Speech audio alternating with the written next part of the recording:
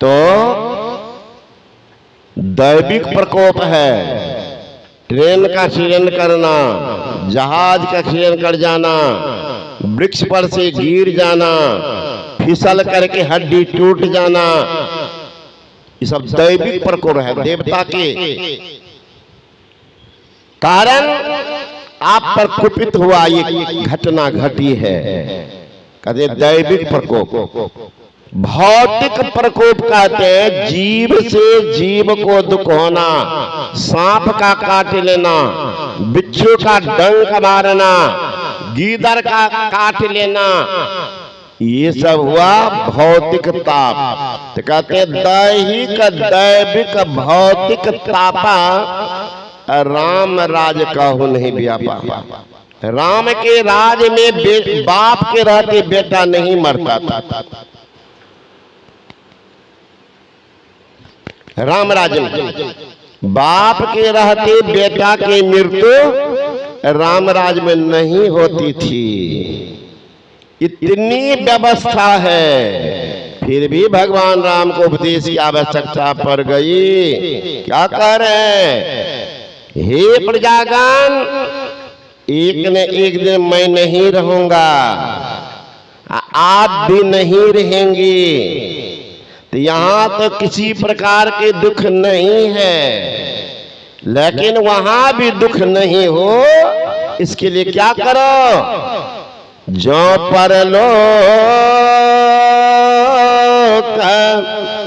यहाँ सुख चाहो,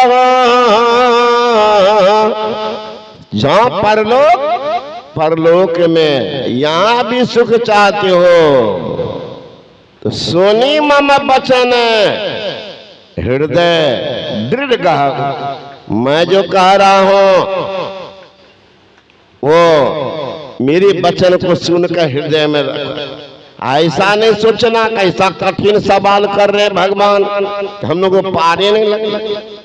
सो भी नहीं, सरल सुखद, बिल्कुल कंफर्टेबल, बिल्कुल कंफर्टेबल, सरल सुखद मार्ग यह भाई है ना। सरल सुखद मार्ग यह भाई, भगति मोर पुराण श्रुत गाई। ये पुराण में है, वेद में है, इस सरल सुखद मार्ग भी है। चलो उस मार्ग को पकड़ के परम कल्याण होगा। सरल सुखद मार्ग या भाई, भगति मोर पुराण श्रुति गाई। ये कहाँ होगा? कहते हैं मानव शरीर में। यह तन दुर्लभ तुमने पाया, कोटि जन्म भटका जब खाया।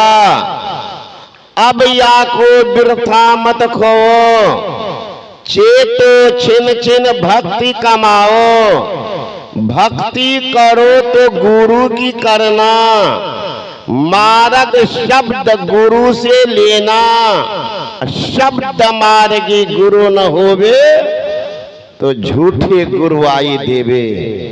ज्योति अनाद का ज्ञान अगर गुरु को नहीं हो, कहते ऐसे गुरु को छोड़ दो, छोड़ दो, और ज्योति नाद को बतावे गुरु को खोज लो, कल्याण होगा। और नहीं छोड़ेंगे तो जाएंगे रसातले। देहात में देखेंगे माँ बहन सब ज्यादातर कि बाबा गुरु का छोड़ का गुरु करवे तो पाप नहीं लगता। मैंने कहा हे मैया, शादी कर लो, 10 साल लो, बाल बच्चा नहीं है छो, डॉक्टर के पास नहीं जा छो। का जाए छे की तो कथी जा छो? पति छोड़ कर दोसर पति के देखल जा छो। डॉक्टर तो दूसरा के पति न छिए, तो कथी जा छो ओकरा पास में। उसी तरह से अगर आपको सही ज्ञान नहीं हुआ, निश्चित रूप से जाइए ज्ञानवान गुरु के पास में, सीख लीजिए। जब तक वो सही गुरु नहीं मिला है, तब तक, जब तक मिले नहीं गुरु साचा, तब तक करो गुरु 10 पांचा। जब तक सही गुरु नहीं मिला, खोजो। गुरु महाराज पहले रामानंदी थे, बेचैनी होती थी भीतर में, भाग के चले गए दरिया पंथ में, वहां भी सही ज्ञान नहीं मिला। तो यहीं थे पूर्णिया में एक मुंशी का काम करते थे, धीरज लाल गुप्त, जिनकी वाणी सत्संग जोग में भी है। राह गई है बड़ी झीनी है साधो नैन नगर से, वही धीरज लाल गुप्त। उनके पास जाते सीखने के लिए, वो भी कब? रात में 11 बजे के बाद, और 3 बजे का पहले चले आते थे, ताकि दरियापंथी गुरु को ठोक ठाक करके सेवा करके सुला देते थे, और गुरु जग जाएगा तो पहले पहुंच जाते थे। इस तरह से मुझे एक मुंशी गृहस्थी वेश में दिन भर कितना वह व्यस्त होंगे, फिर भी 9-3 महीना तक गुरु महाराज सोए, 9-3 महीना तक धीरज लाल गुप्त सोए। संत मत की साधना को समझते रह गए। इसलिए गुरु महाराज की वाणी पढ़िए, क्या कहते हैं? मैं संत मत को समझते समझते समझ गया जी, समझते समझते समझ गया। साधारण बात नहीं है, 2 मिनट आए क्या कहाँ कुछ होता है, समझिएगा तब तो। जब समझ गए तब फिर संत मत में दीक्षित हुए। गुरु बाबा देवी साहब ने कहा, लाला पहले तू दरिया पंथी था, अब तू समुद्र पंथी हो गया। पहले दरिया पंथी था, अब समुद्र पंथी हो गया है। तीसरा गुरु है, सोच लीजिए। तो सही ज्ञान जब तक, मैं भी पहले भागा था तो सरंगी बजाता था, गुदरिया बाबा जी, गुदरिया बाबा जी बन गया था।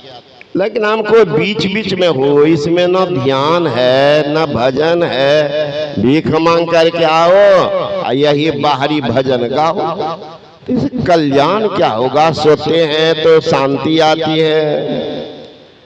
और तुलसीदास जी महाराज कहते एक और सोना है, जो निद्रा छोड़ करके जोगी सोते हैं, सोई निद्रा तज जोगी। वो सोना कैसे होता है? ये मन में बना हुआ रहता था। तब छोड़ छाड़ के ये संत मत में दीक्षित हुए। तो गुरु महाराज जी हमसे पूछते थे कि जी गुदरिया बाबा जी बना था तो भजन तो गाता होगा, उस सरंगी पर कहाँ बुजुर्ग गाते थे, सुनाइए।